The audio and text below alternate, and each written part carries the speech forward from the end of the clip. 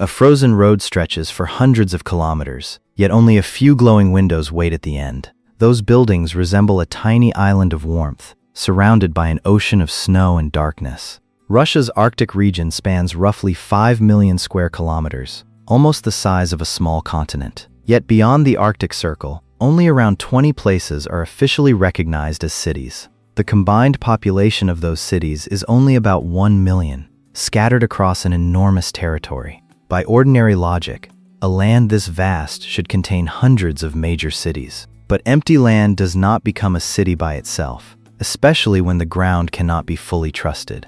If the heating plant stops during winter, pipes and apartments can lose warmth very quickly. If transportation is cut off, fresh food, fuel, and replacement parts soon begin to run short. If the ground loses stability, one small depression can spread into damage across an entire neighborhood. Yet those windows still glow, buses still run, and children still go to school. Freight trains still arrive, furnaces still burn, and repair crews still work through the freezing wind. These cities survive not because they defeated the cold, but because they keep paying its price. This is northern Russia, where every city must function like a life support system. It is a long struggle between people and a land that seems to have locked its doors with ice. The story begins at high latitudes, where the sun always appears lower in the sky. Angled sunlight delivers less heat to the ground than it does in regions closer to the equator. During winter, many areas experience weeks or months with almost no daylight. Summer may remain bright for long periods,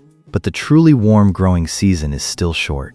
Cold soil, strong winds, and a brief growing season make large-scale agriculture difficult. Farther north, forests become shorter and eventually give way to wetlands and open tundra. Beneath the surface lies permafrost, ground that remains frozen for many consecutive years. Only a thin surface layer thaws in summer, then freezes again when winter returns. Inside that ground are ice lenses, like buried pockets of water frozen solid. When water freezes and thaws unevenly, the ground can rise, sink, or crack apart. Thousands of rivers, lakes, and wetlands divide a land that otherwise appears broad and flat. The distance between two communities can exceed the distance separating many European cities. Before modern cities, many indigenous communities adapted by moving with the seasons and available food. Early settlements often clung to coastlines, river mouths, and places where boats could land. Fish, furs, and maritime routes created the first reasons for people to remain. Later, mineral mines, coal, oil, gas, and industrial ports pulled larger settlements farther north. Many northern cities grew not from farming, but from a mine, a port, or a factory. Resource value can offset the costs of cold, transport, and construction, at least for a time. Workers, engineers, and families were brought in, while housing was assembled at remarkable speed. So the northern urban map followed resources and transport routes, not the amount of empty land. The first response to extreme cold was to build neighborhoods tightly together and shorten daily travel. Long apartment blocks were arranged like walls, reducing the wind entering residential courtyards. Entrances were raised or sheltered so drifting snow would not seal the doors overnight. Two sets of doors created an air buffer, stopping freezing air from rushing directly inside. Central heating plants became the heart of the city, pumping warmth continuously through entire districts. Many pipelines were placed above ground for easier inspection and to avoid deep excavation into permafrost. Instead of resting buildings directly on soil, engineers drove piles into deeper, more stable frozen layers. Open space beneath floors allowed cold air to circulate and kept building heat away from the ground. Prefabricated components shortened construction during the brief and unpredictable warm season. In winter, rivers and wetlands became temporary roads, allowing trucks to reach places without bridges. When sea ice retreated in summer, cargo ships rushed in fuel and heavy equipment. Where terrain allowed it, railways became the most reliable link between northern cities and the south. For communities without year-round roads, aircraft became an expensive form of long-distance bus service. Large cold storage facilities and warehouses preserved supplies through periods when transportation was interrupted. Some greenhouses supplied fresh vegetables, but they also demanded continuous light, heat, and electricity. At remote mines, many workers arrived in shifts and returned home instead of relocating with families. Higher wages and benefits were once used to persuade workers to endure the harsh environment. Schools, hospitals, and stores were grouped near the center to serve a scattered population more efficiently. Daily life followed ship schedules, ice seasons, wind forecasts, and the amount of fuel remaining. These adaptations did not make the North cheaper. They merely turned high costs into manageable routines. As settlements grew, individual solutions had to connect into a complete urban system. Electricity came first because pumps, lighting, and heating equipment all depended on it. Heat from power plants traveled through pipelines to thousands of rooms at the same time. Water had to be collected, filtered, and pumped through lines protected from freezing. Wastewater also had to remain warm enough, or buried systems could clog and crack. Snow removal followed priorities, beginning with hospitals, power plants, and major transport routes. Maintenance teams had to find small defects before they became failures during a deep freeze. Goods were ordered by season because one delayed shipment could affect life for months. Storage facilities became buffers between daily life and an unreliable transportation network. Ports worked hardest during the summer window, when ice and weather allowed unloading. Railways carried in food, machinery, and construction materials while carrying resources out. Airports preserved access for passengers, doctors, urgent parts, and goods that could not wait. When blizzards arrived, schedules changed quickly before runways and roads disappeared beneath snow. Fuel was stored with a safety margin because the next delivery could never be guaranteed on time. Dried, frozen, and canned foods carried cities through periods when fresh produce could not arrive. Spare parts could matter as much as fuel, because one small pump might serve an entire district. A real city also needed teachers, nurses, technicians, and professions unrelated to resource extraction. Housing was usually placed near mines, ports, or factories to reduce travel during severe weather.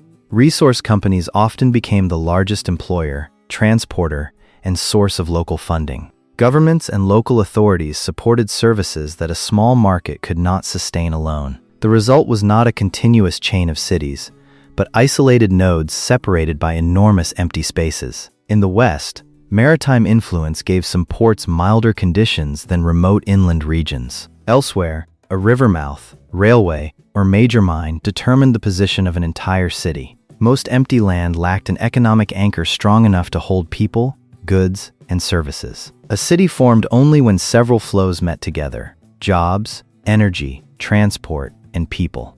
The hardest barrier to sea lay underground, where soil, rock, water, and ice were mixed together. Ice within the soil could support weight while frozen, yet leave empty spaces after melting. Each summer, the active layer softened. Each winter, it tightened again around foundations. A city also produced its own heat, warming the ground beneath it more than the surrounding tundra.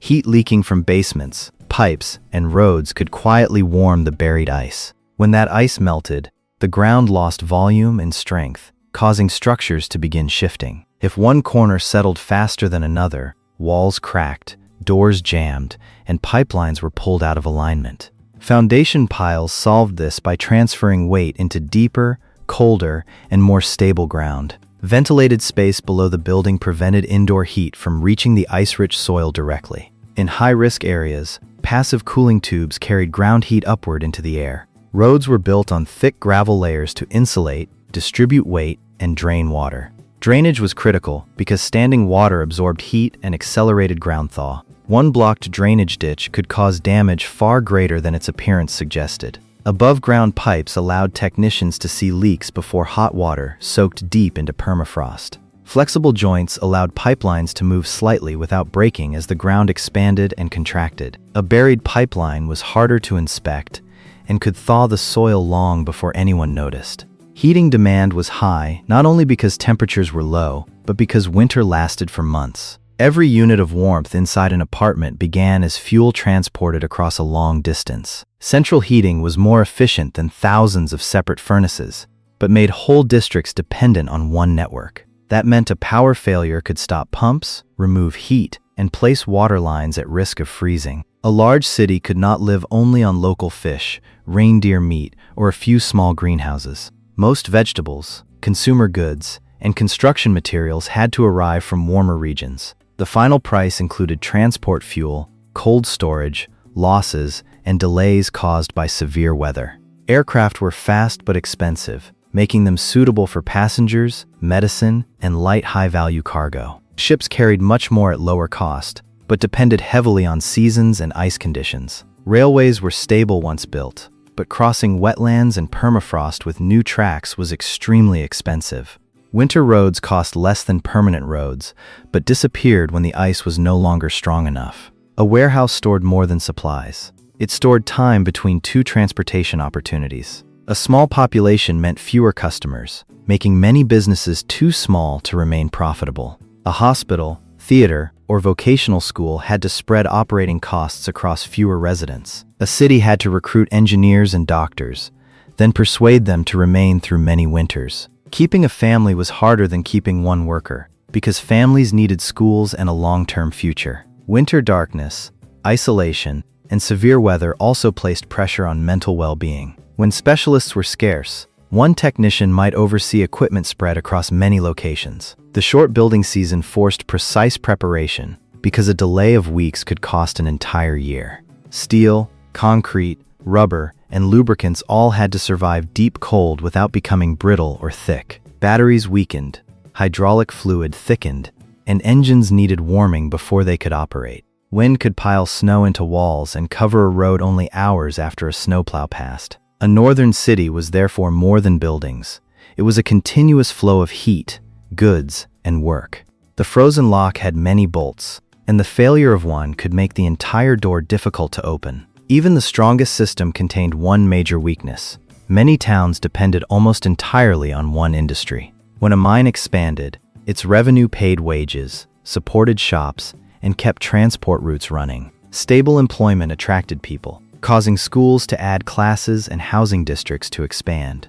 Neighborhoods were built for a larger future population, with utilities sized to serve many more residents. But that growth often failed to create enough other industries for the city to survive beyond the resource. If demand fell or market prices changed, the flow of money into the town weakened immediately. As ore became deeper or mines aged, every ton required more machinery and energy. Meanwhile, heating, transport, and maintenance costs barely fell when mine output declined. Companies began cutting shifts, closing secondary facilities, and postponing investment in housing. Young and skilled workers often left first, searching for cities with more choices. As population declined, shops lost customers, classes became smaller, and buses ran less often. Empty apartments still lost heat through their walls, making entire buildings harder to warm efficiently. Heating networks built for crowded districts still passed through rows of nearly empty buildings. Fewer people used the system,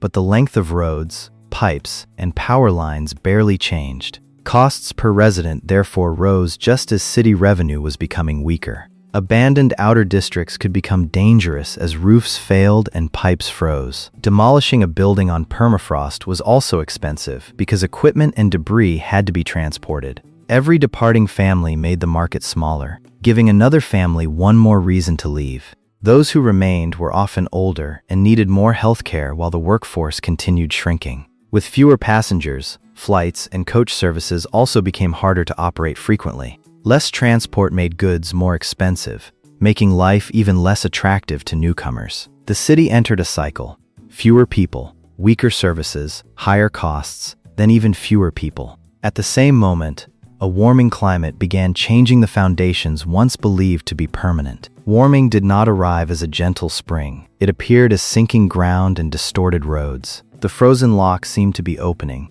but the hinges of the door were beginning to loosen. Vorkuta clearly shows what can happen when a cold city grows around a single resource. The city formed in the Pecora coal basin, where mining created an economic reason to build on tundra. Railways, heating plants, and apartment districts connected into an urban ring serving the coal industry. Every mine needed workers, and every group of workers needed housing, schools, hospitals, and shops. As coal production expanded, population and services grew, creating the impression of permanence. But when mines closed or reduced activity, the economic foundation of many settlements disappeared. Jobs declined first, then worker buses, shops, and public services began shrinking as well. Many residents left the outer mining settlements, moved toward the center, or left the Arctic entirely. Apartment blocks once filled with families gradually showed only a few illuminated windows at night. Authorities had to concentrate residents in the core and stop heating nearly empty buildings. But closing a neighborhood was complicated because electricity, water, and heating lines had to be separated. Broken windows allowed snow inside, while freezing weather kept damaging unheated structures. When customers disappeared, the last shops had to raise prices, reduce stock, or close. Schools combined classes, while buses traveled farther to collect children from sparse districts. Some mines remained active, but the city built around them was larger than current needs. A city did not vanish overnight. It contracted one bus route, one shop, and one window at a time. Decline was uneven, because the center could remain active while the outskirts became almost silent. Each family weighed jobs, housing, schools, and distance from relatives before making a decision. When many wanted to sell and few wanted to arrive, apartments could lose most of their exchange value. Homes could be abandoned, but railways, heating plants, and foundations could not be moved south. Enormous assets remained in the snow, still requiring protection, dismantling, or safety monitoring. Every new winter tested whether a smaller workforce could still maintain the old system. Vorkuta proves that resources can create a city, but cannot guarantee that it will last forever.